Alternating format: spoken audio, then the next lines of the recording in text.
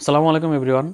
সুযোগ পেয়েও টি-টোয়েন্টিতে বাংলাদেশের সর্বোচ্চ যে স্কোর ২১৫ রানে ৫ উইকেট শ্রীলঙ্কার বিপক্ষে, সেটার রেকর্ড ভাঙতে পারল না বাংলাদেশ দলের ক্রিকেটাররা। ইউএর বিপক্ষে আজকে কিন্তু একটা দারুণ সুযোগ ছিল। বাংলাদেশের টি-টোয়েন্টিতে যে সর্বোচ্চ রানের রেকর্ডটা রয়েছে ২০১৮ সালের মার্চে করা শ্রীলঙ্কার বিপক্ষে কলম্বোতে ৫ উইকেট হারে ২১৫ রান, সেটা ভাগার সুযোগ থাকলেও বাংলাদেশের ক্রিকেটারদের লাস্ট ওভারের দুইজন ব্যাটসম্যান শামীম হোসেন পাটোয়ারি এবং রিশাদ হোসেনের ব্যাটিং ব্যর্থতায় কিন্তু বাংলাদেশ আর এই রেকর্ডটা ভাঙতে পারলো না।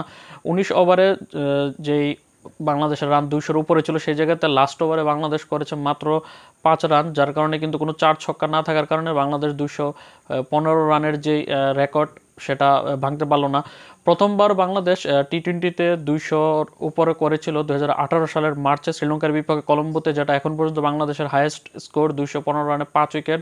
সেই ম্যাচে সর্বোচ্চ ইনিংস ব্যাটিং করেছিল মুশফিকুর রহিম, ৩৫ বলে ৭২ রান করে অপরাজিত ছিল। সেই ম্যাচে মূলত টার্গেটে ব্যাট করতে নেমে এই রান করেছিল বাংলাদেশ। তারপর দ্বিতীয়বার ওই একই বছর ২০১৮ সালের ডিসেম্বরে বাংলাদেশ ২০০+ রান করেছিল, সেবার ৪ উইকেট হারে ২১১ রান করেছিল ওয়েস্ট ইন্ডিজের বিপক্ষে মিরপুরে ঘরের মাঠে। সেই ম্যাচে কিন্তু আগে ব্যাট করতে নেমে ২১১ করেছিল। সেই ম্যাচেও সুযোগ ছিল ২১৫ রানের রেকর্ড পেছনে ফেলার, কিন্তু সেবার তারা করতে পারেনি বাংলাদেশ। সেই ম্যাচে বাংলাদেশ জয়লাভ করেছিল। সেই ম্যাচে কিন্তু সর্বোচ্চ ব্যাটিং ইনিংস ছিল লিটন দাসের ৩৪ বলে ৬০ রান। তারপর তার ২ বছর পর গত ২০২০ সালে বাংলাদেশ মিরপুরেই মুখোমুখি হয়েছিল জিম্বাবুয়ের বিপক্ষে। সেই ম্যাচে তারা ২০০-র উপর রান ২০০ করেছিল ৩ উইকেট হারিয়ে আগে ব্যাট করতে নেমে। সেই ম্যাচেও কিন্তু তারা রেকর্ডটা ভাঙতে পারেনি। সেই ম্যাচে সর্বোচ্চ ইনিংস বলতে সৌম্য সরকার, সে ৩২ বলে ৬২ রান করে অপরাজিত ছিল। তারপর চতুর্থবার সুযোগ এসেছিল ২০২৩ সালে, অর্থাৎ ২০২০-এর পর ৩ বছর পর ২০২৩ সালে একই সিরিজে চট্টগ্রামে আয়ারল্যান্ডের বিপক্ষে দুইবার বাংলাদেশ ২০০+ স্কোর করে, কিন্তু দুইবারই কিন্তু আগে ব্যাট করে কিন্তু এই ২১৫ রানের রেকর্ডটা ভাঙতে পারেনি। প্রথমত ২৭ মার্চ ২০২৩-এ আয়ারল্যান্ডের বিপক্ষে ওই ম্যাচে ৫ উইকেট হারে ২০৭ রান করেছিল বাংলাদেশ। সেই ম্যাচেও বাংলাদেশ ২১৫ রানের রেকর্ডটা ভাঙতে পারেনি। সেই ম্যাচে সর্বোচ্চ স্কোর করেছিল ওপেনিংয়ে নেমে রনি তালুকদার ৩৮ বলে ৬৭। একই সিরিজে তার ২ দিন পর ২৯ মার্চ তারা আয়ারল্যান্ডের বিপক্ষে বাংলাদেশ করেছিল ৩ উইকেট হারিয়ে ২০২ রান। সেই ম্যাচেও কিন্তু একটা সুযোগ ছিল বাংলাদেশের ওই রেকর্ডটা ভাঙার, সেটাও করতে পারেনি আগে ব্যাট করতে নেমে। ওই ম্যাচে সর্বোচ্চ স্কোরের মধ্যে লিটন দাস ৪১ বলে ৮৩ রান করেছিল।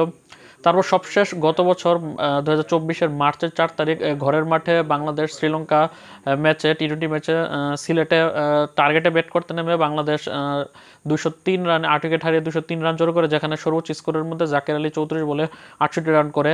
এই যে ৬টি ইনিংসের কথা বললাম, ৬টি ইনিংসের মধ্যে এই সর্বশেষ যে ২০০+ স্কোর করেছিল বাংলাদেশ, সেই ম্যাচে বাংলাদেশ হেরেছে, বাকি ৫টিতে জিতেছে। আজ সপ্তমবারের মতো বাংলাদেশ ইউএর বিপক্ষে শারজা ক্রিকেট স্টেডিয়ামে ২০০+ রান করেছে, ২০৫ রান করেছে ৫ উইকেট হারিয়ে, যেখানে ওপেনার ব্যাটসম্যান তানজিদ তামিমের ৩৩ বলের ৫৯ রানের দুর্দান্ত ইনিংস রয়েছে। পাশাপাশি ওপেনিং পার্টনার হিসেবে ক্যাপ্টেন লিটন দাস করেছে ৩২ বলে ৪০ রান। তারপর পারভেজ হোসেন ইমন আগের ম্যাচে সেঞ্চুরিয়ানের রেস দিয়ে শান্তকে খেলানো হয়েছে, শান্ত ১৯ বলে ২৭ রান করে।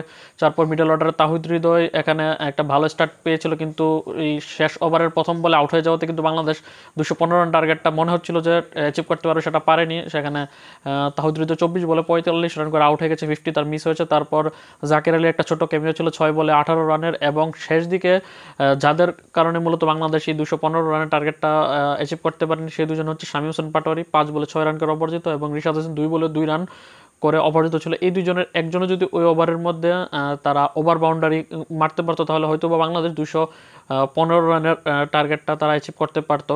এখন এই ২০৫ রানে ৫ উইকেট আজকের ম্যাচে হওয়ার পর কিন্তু বাংলাদেশের সপ্তমবারের মতো ২০০+ স্কোর করতে পেরেছে টি-টোয়েন্টিতে, যার মধ্যে এটি সিরিয়ালে ৪ নম্বরে রয়েছে। অর্থাৎ ১ নম্বরে রয়েছে বাংলাদেশ শ্রীলঙ্কার বিপক্ষে কলম্বোতে ২০১৮-তে করা ২১৫ রান। তারপর ২ নম্বরে রয়েছে বাংলাদেশ ওয়েস্ট ইন্ডিজ ২০১৮ ডিসেম্বরে করা বাংলাদেশের ২১১ রান। ৩ নম্বরে রয়েছে বাংলাদেশের আয়ারল্যান্ডের বিপক্ষে ২০২৩-এ করা ২০৭ রান।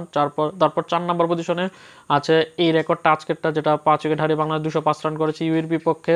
তারপর সিরিয়ালে আছে ২০৩ রান বাংলাদেশের গত বছর শ্রীলঙ্কার বিপক্ষে। তারপর ২০২ রান রয়েছে বাংলাদেশের আয়ারল্যান্ডের বিপক্ষে ২০২৩-এর মার্চে, এবং সবশেষ একদম শেষ যেটা সেটা হচ্ছে ২০০ রান বাংলাদেশ করেছিল জিম্বাবুয়ের বিপক্ষে ঘরের মাঠে মিরপুরে 2020-এ।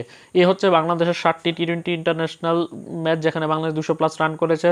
173টি টি-20 ম্যাচ খেলে বাংলাদেশ মাত্র 7বার 200+ রান করেছিল, তাই এই সুযোগটা আসলে সবসময় আসে না। গত প্রথম টি-20 ম্যাচেও কিন্তু ইউএর বিপক্ষে বাংলাদেশ মনে হচ্ছিল 200+ করবে, সেখানেও 191 রানে বাংলাদেশ ইনিংসটা থেমে গেছে।